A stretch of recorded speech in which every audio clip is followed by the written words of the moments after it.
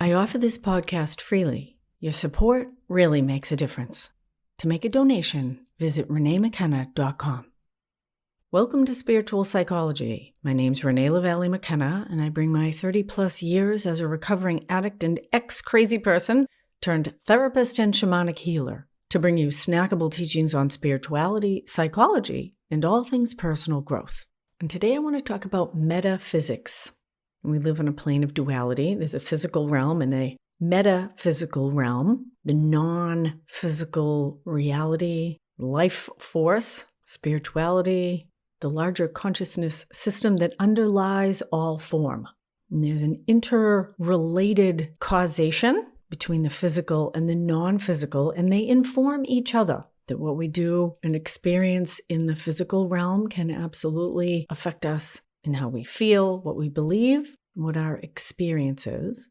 And conversely, if we are willing to look deeply at our feelings, our beliefs, our experience, and become conscious and intentional about our inner world, it can have tremendous positive implications for changing external reality.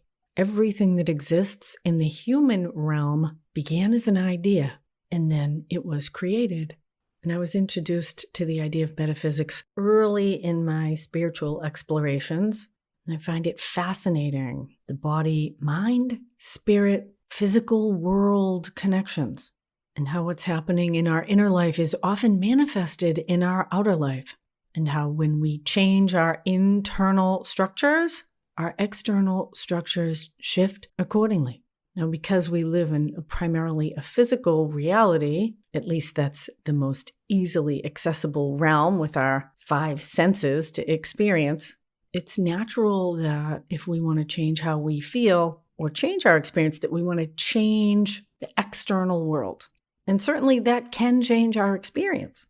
But because there's this correlation between my inner world and my outer world, if I change the outside and the inside doesn't change to correspond with it, then the outside change will often not provide the joy, happiness, peace, or fulfillment that I'm seeking, because I have not created an atmosphere of joy, peace, or fulfillment within.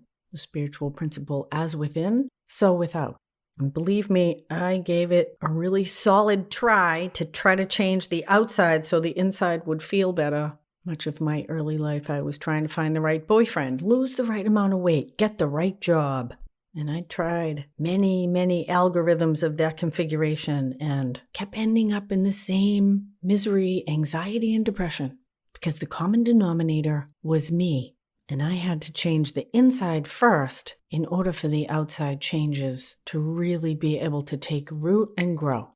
I had a friend early in life. His mother committed suicide when he was 18. She was a drug addict and an alcoholic, and she overdosed at home. And his girlfriend at the time was also a drug addict. They had a really difficult relationship, and ultimately he broke up with her, and he met a new woman. Seemed completely different. She was a nurse. She had a really great job. She owned her own home, and she was just coming out of a divorce. She had a young daughter. And they got together and he thought, this is it, I've found the right person. They had 3 beautiful kids together. But over time, she started to hurt herself at work. She hurt her back. She had to have shoulder surgery. And she started to take drugs for the different surgeries and the chronic pain. And then there was more pain and more drugs. And ultimately, she left work on disability. And she started to go to rehab because the Percocets and the OxyContin had become a way of life. And their relationship deteriorated. And when their oldest child was 18, she overdosed and died in their house, just like his mother. Now, there's a great mystery to these karmic repetitions. This is a particularly tragic one. And I don't want to imply that we are always doomed to repeat our childhood tragedies. But if there's any repetitions in your life, I encourage you to look at how you are participating in them. Because if we don't grow and evolve, we may be doomed to repetition. But there are ways we can change the outside to affect internal change as well. Usually that has to do with letting go of old ways of being, thinking, and behaving. Some might call it making room for God. And it is often in letting go of that which we are most attached to that we are brought to the greatest change and relief. That's certainly been true for me in a continuing, expanding recovery around addictions. Started with drugs and alcohol, then cigarettes, then food, then sex and dysfunctional relationships over a long course of time, letting go of these behaviors that medicated, that filled that hole in my soul, but didn't really fill it. In fact, they became toxic. And it was by being willing to face and enter that hole inside myself, to feel my feelings, to resolve my unresolved emotional issues, to release my resentments, to come to forgive those who had harmed me, and to find compassion for myself. And that willingness to go into those shadows was only driven by desperation. And on the other side of those shadows, I found the light and grace that ultimately have come to fill those empty spaces in a way I could not have imagined before. And we can work with that directly, this idea of making room for God. It's actually what Lent is about, the Catholic tradition before Easter, creating space so the new life and rebirth of Easter has a space to grow.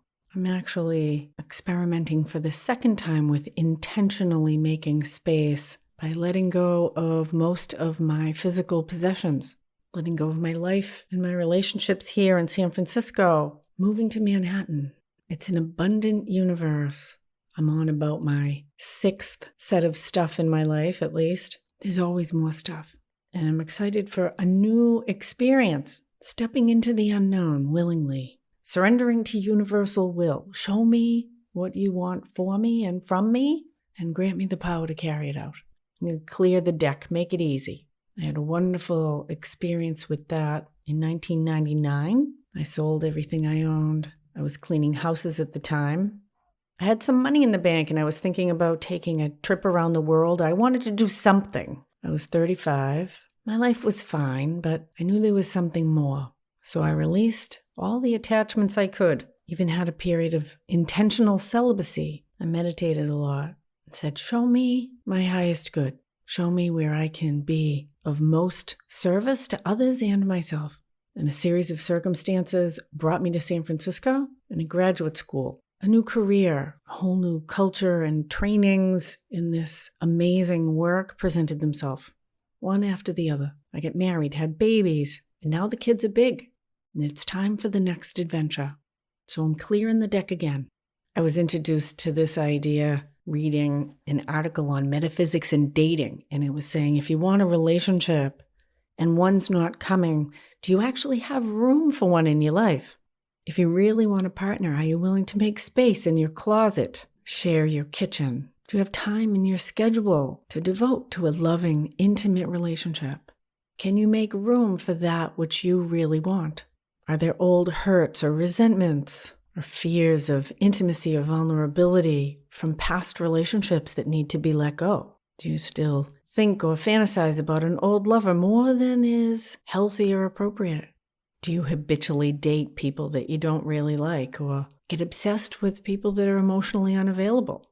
Looking at our patterned ways of being, getting honest about them, and being willing to do it different. A very powerful way to work with metaphysics.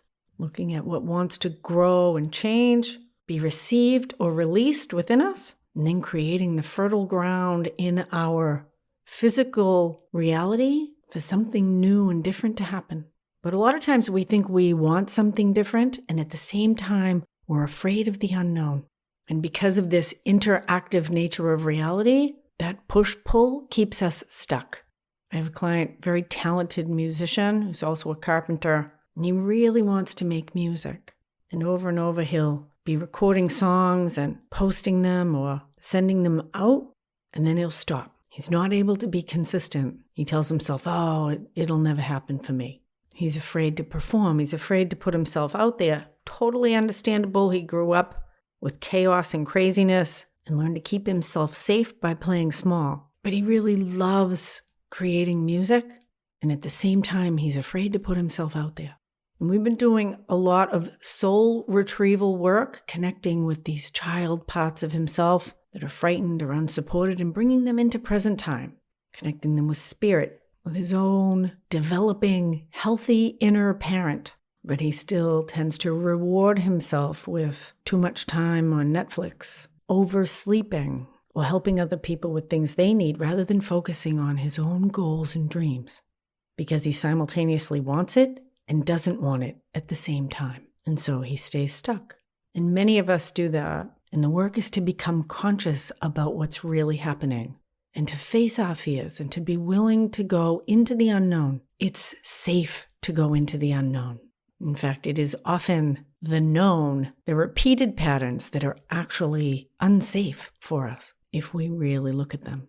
And so I encourage you to look at where you can make room in your own life for something new. Where can you push against your own comfort zone? What wants to change or be healed on the inside to create positive, constructive change on the outside? And if you'd like some help with that process, shoot me an email, info@reneemckenna.com. We can talk about setting up a block of sessions, see if this work might be helpful for you. Thank you so much for listening. If you like this podcast, consider giving 5 stars on Spotify or a good review on iTunes. Deep gratitude to my supporters on Patreon. You can find me on Instagram @Renee Lavallee McKenna. And I'm doing a lot of deep healing live events on Insight Timer. I'm getting ready to release our Open Door Growth course on shamanism, upper world and lower world, a really wonderful program for this ancient tool for self-healing and empowerment, brought to you right in your own home. And there's a link in the show notes if you want to find out more about that Open Door Growth Intro to Shamanism course. Blessings on your path until we meet again. This is Renee Lavallee McKenna for Spiritual Psychology.